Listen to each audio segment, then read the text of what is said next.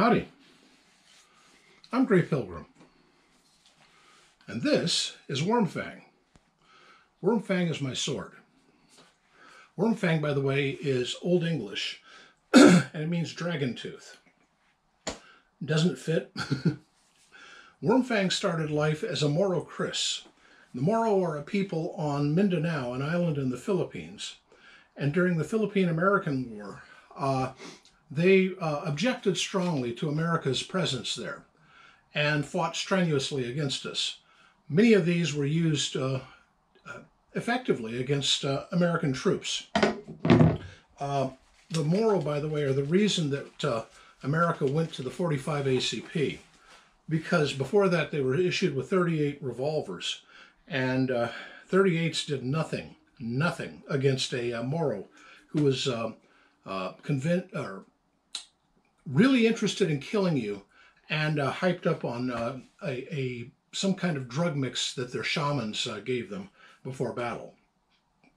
I think it involved cocaine and probably atropine and hashish or something like that.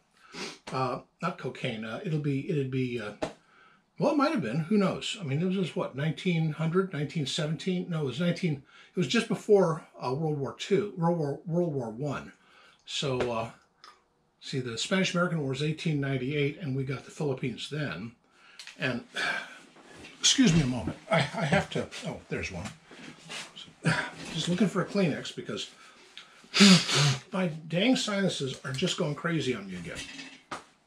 Anyway, every now and then when I'm cleaning my guns, I think, well, why don't I clean my sword too?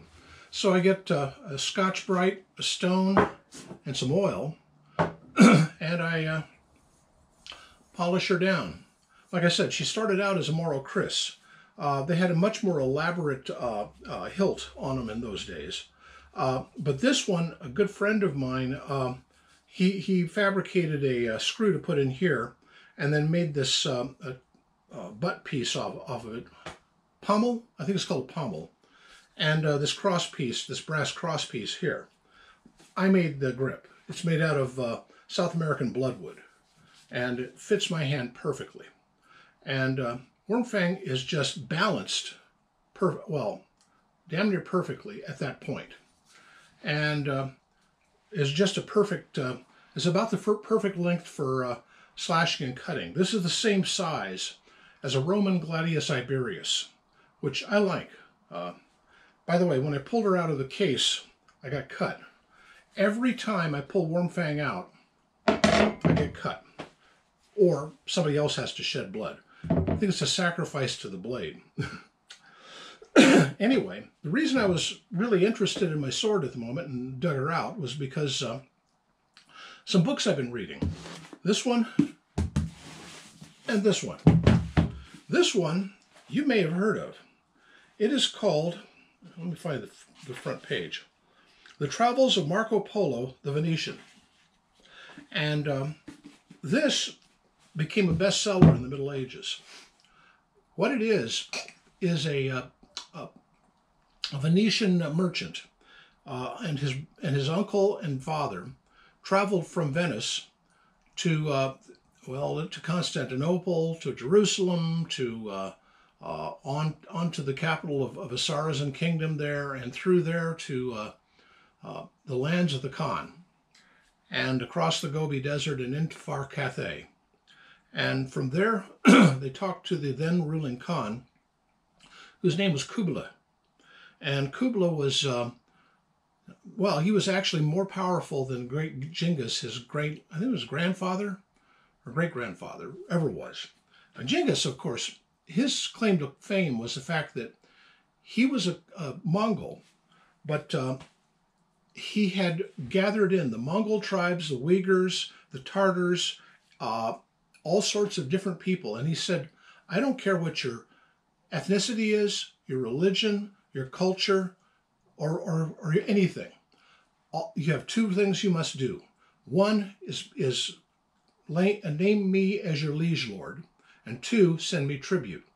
And in the end, he says, and three, obey the law of Genghis, which was what he called the Yasa. The Yasa was his book of laws. Matter of fact, he codified the Mongol language as a written language back then. It's a Proto-Tibetan script that is written, I think, left to right. It was written when he discovered it linear or up and down, but Genghis liked it this way, so that's the way it was. Anyway, he conquered the greatest empire ever known to man. Incidentally, I think it's 20% of all human beings alive today have some of his blood in them. And I don't mean some Mongol blood, I mean blood of Genghis Khan, the man Temujin who became the Genghis Khan. In that he was rather prolific with his satirism. Let's put it that way. You know, he screwed a lot of gals and proved to be quite fertile. They proved to be fertile, and he proved to be quite virile. I forget how long he was on the throne. I know that he's buried somewhere on a mountain in Inner Mongolia, as are all the Khans. Excuse me. Anyway, this book is quite interesting because it speaks of Polo's travels over there, all of the different peoples that he visited, all the languages that he learned, his experience in the court of the Khan, and then he came home. And upon coming home, well, Venice and Genoa and Verona, several of the cities up there, were trading empires. And Genoa and Venice and their subsidiary cities were in a trade war at the time. And it became an actual sword-type war at sea between the Genoese and the Venetians. Well, Polo by then was a captain of a ship, and he was involved in the Venetian side on the trade wars, and he and the Genoese ship got into a big battle, and he lost. Well, he and several other nobles from other ships and whatnot were held as POWs in Genoa, and were being held for basically for ransom. In the Middle Ages, you would grab noblemen and you would ransom them off. It was a great way of making extra money. Well, while he was in prison, he ran into a man from Pisa, whose name I forget. He's the author of this book. That Pisan was a writer, and he was talking to Marco Polo, who relayed his experiences in the East, and the Pisan wrote it all down. It became, as I said, a popular story throughout the Middle Ages. And it's a fascinating book. I recommend it anyway to anyone right now. Anyway, the other one I've been reading is this. It's called The Vineland Map and the Tartar Relations. Well, the first part of this book is the Vineland Map. And I don't know if you've ever heard of the Vineland Map. Oops, it's upside down. Problem with dust jackets. The Vineland Map was composed, so they say, by Leif the Lucky. And I don't know if people realize this, but Christopher Columbus, before he discovered America, had traveled as far as Iceland and had read some of the Old Norse sagas and served on some sailing ships up in that neck of the woods to learn all he could. After all, he was a navigator by trade, and he wanted to learn all he could of the world. And let's flip this around while I'm talking. So he learned what he could from the Icelandic Vikings. Well, one thing he learned of was the saga of Leif the Lucky. Leif Erikson was the son of Eric the Red. Eric the Red was an outlaw from Norway and then later from Iceland, who founded the Norse colony in Greenland. And Leif Erikson, I don't know if he was born in Iceland or in Greenland, but he was with his father, Eric, in Greenland. And he grabbed a bunch of guys and they went further west and discovered what became known as Vineland, or Vinland.